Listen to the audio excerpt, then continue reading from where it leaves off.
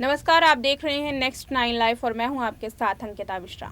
राखी सावंत इन दिनों काफ़ी कंट्रोवर्सीज में हैं, काफ़ी कंट्रोवर्सी में उनका नाम आ रहा है, उन पर खबरें बन रही हैं, कई जगह मीम्स बन रहे हैं, कई लोग उन्हें ट्रोल कर रहे हैं, तो कई लोग इस समय राखी सावंत का समर्थन कर रहे हैं। राखी की ज़िंदगी इस समय काफ़ी दुखद दौर से गुजर रही है, मगर राखी सावंत ने बॉलीवुड में जो अपनी छाप छोड़ी है वो इतनी आसान नहीं थी। राखी सावंत बनने तक का सफर कैसा रहा, आज की रिपोर्ट में इस बात पर करेंगे चर्चा। 25 नवंबर 1978 में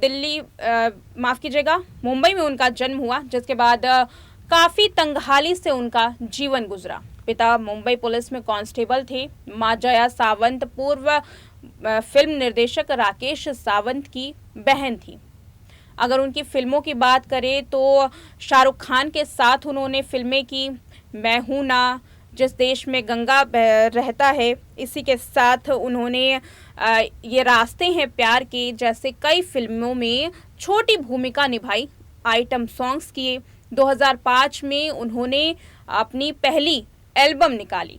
राखी सावंत ने न केवल बॉलीवुड में अपनी छाप छोड़ी, बल्कि टेलीविजन इंडस्ट्री में भी राखी का काफ़ी नाम रहा। 2014 में राखी ने राजनीति में आने की कोशिश भी की, मगर वो सफल ना हो सकी। चुनाव लड़ा, मगर राखी हार गई। राखी शायद राजनीति के लिए नहीं, बल्कि अभिनेता के रूप में अपनी छाप छोड़ने के लिए ही बनी थी। बहुत कम लोग जानते हैं कि 10 साल की उम्र में ही राखी सावंत ने काम करना शुरू कर दिया था। राखी ने अंबानी परिवार में सबसे पहला अपना करियर की शुरुआत की। कैसे की, इस बारे में भी आपको बताते हैं। राखी सावंत ने टीना अंबानी की शादी में खाना सर्व किया था। अनिल अंबानी और टीना अंबानी की शादी में खाना सर्व करने के लिए राखी सावंत को उस समय 50 रुपए मिले थे, जिसके बाद 11 साल की उम्र में एक इवेंट में राखी ने परफॉर्म किया था, लेकिन वो परफॉर्मेंस उनके लिए काल बन गई। माता पिता ने खूब डांटा, जिसके बाद राखी ने ये ठान ली कि अब उन्हें एक्टिंग करियर में ही जानना है और अपनी कला से अपनी एक अलग छाप छोड़नी है। राखी ने बॉलीवुड इंडस्ट्री की बात करें तो काफ़ी ज़्यादा काम किया। अलग अलग फिल्मों में, अलग अलग लैंग्वेजेस में उन्होंने अपनी अदाकारी दिखाई। हिंदी की बात करें तो हिंदी, तेलुगु, मराठी, तमिल कई फिल्मों में उन्होंने काम किया। टेलीविजन इंडस्ट्री में सुपर गर्ल के नाम से राखी सावंत ने कदम रखा। उनका शो था सुपर गर्ल। फिर उसके बाद राखी ने अपना स्वयंवर रचाया। वो स्वयंवर काफ़ी पॉपुलर हुआ। उनके बाद कई और अभिनेताओं ने स्वयंवर की शुरुआत की, मगर राखी सावंत जैसी पॉपुलैरिटी उन्हें नहीं मिल पाई। राखी सावंत उसके बाद कई कंट्रोवर्सीज में आई। उन्होंने बिग बॉस 14, बिग बॉस 15 में भी अपना हाथ आजमाया और बिग बॉस में आने के बाद राखी सावंत के करियर में एक और बुलंदी हासिल हुई। राखी सावंत अपने पति रितेश के साथ बिग बॉस में आई थी, तो उसके बाद राखी की निजी जिंदगी के बारे में लोग धीरे धीरे जानने लगे। मगर राखी की कंट्रोवर्सीज की आखिर शुरुआत कहाँ से हुई? राखी सावंत की पहली कंट्रोवर्सी थी मिका सिंह के साथ। मिका सिंह ने जब सरेआम राखी को एक इवेंट में किस कर लिया था, उसके बाद राखी ने काफ़ी हंगामा मचाया। उसके बाद द ग्रेट खली से मिलने के दौरान उनकी कुछ कंट्रोवर्सी हुई, मगर राखी सावंत की सबसे ज़्यादा कंट्रोवर्सीज उनकी शादी को लेकर थी। स्वयंवर के दौरान भी जब राखी ने अपने हमसफ़र को चुनने की कोशिश की तो वो ज़्यादा सफल ना हो सकी और स्वयंवर में इलेश नाम के जिस युवक को उन्होंने चुना था, उनके साथ भी उनकी सगाई टूट गई। उसके बाद रितेश उनकी ज़िंदगी में आए, मगर रितेश के साथ भी राखी का उनके साथ ज़्यादा अपनी ज़िंदगी नहीं बिता पाई। फिर उसके बाद राखी के जीवन में आए आदिल खान दुर्रानी।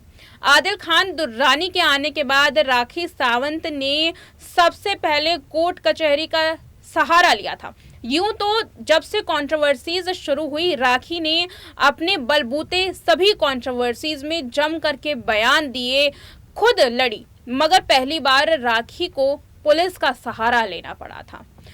आज राखी सावंत जिस दौर से गुजर रही हैं, वो लगातार मीडिया के सामने आती हैं और बताती हैं कि उनकी जिंदगी किस पड़ाव पर आकर के खड़ी हो गई है। राखी सावंत की जिंदगी इतनी आसान नहीं थी।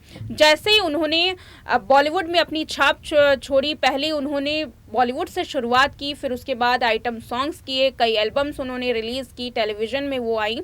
ऐसे में राखी की ज़िंदगी किस हाल से गुजरी है, इस बात को हम सब जान सकते हैं। इन दिनों राखी सावंत काफ़ी कंट्रोवर्सी में है। आदिल खान दुर्रानी के साथ उनके चर्चे काफ़ी हो रही हैं।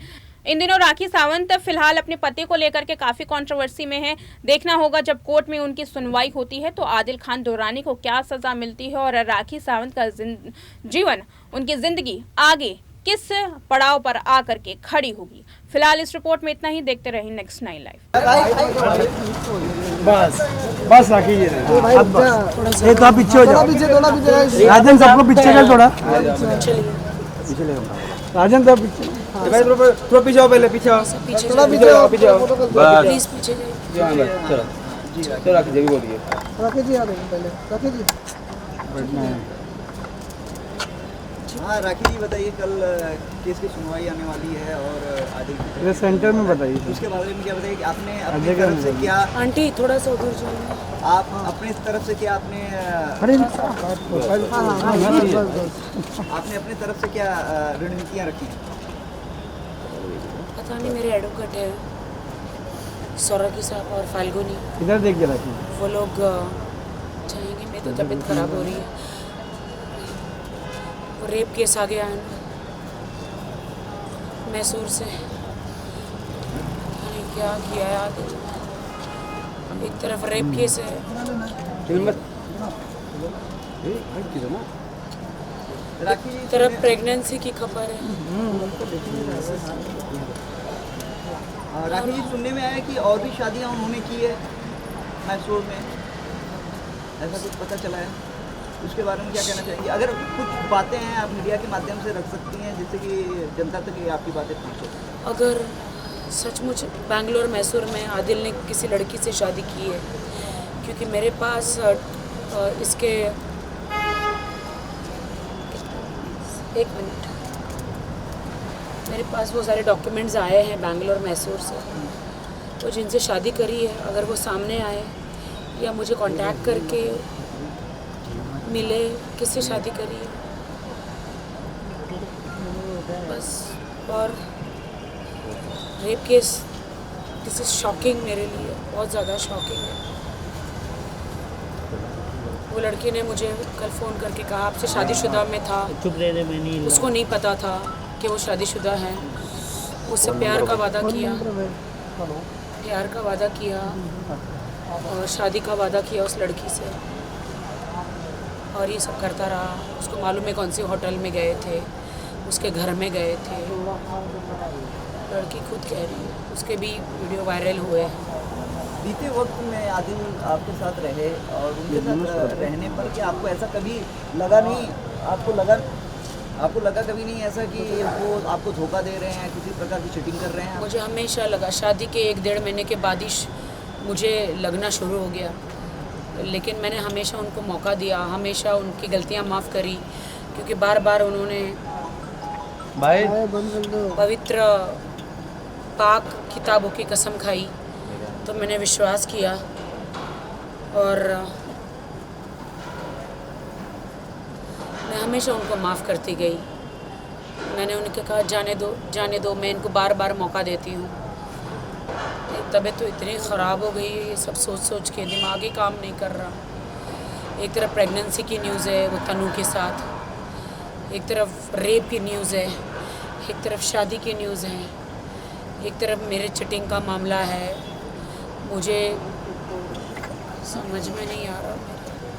मुझे लगता है आदिल को बहुत ही सबक मिलना चाहिए ऊपर वाले की तरह, और नीचे वाले जो जज बैठे हैं उनको उन पे, मुझे नहीं लगता है कि उनको उन पे रहम करना चाहिए कहीं से भी, जज साहब को या किसी को भी, क्योंकि उन्होंने बहुत सारे लोगों की ज़िंदगियां बर्बाद की है, बहुत लड़कियों की, आदमियों की भी ज़िंदगियां बर्बाद की है उन्होंने, आदमियों की भी ज़िंदगियां बर्बाद की है।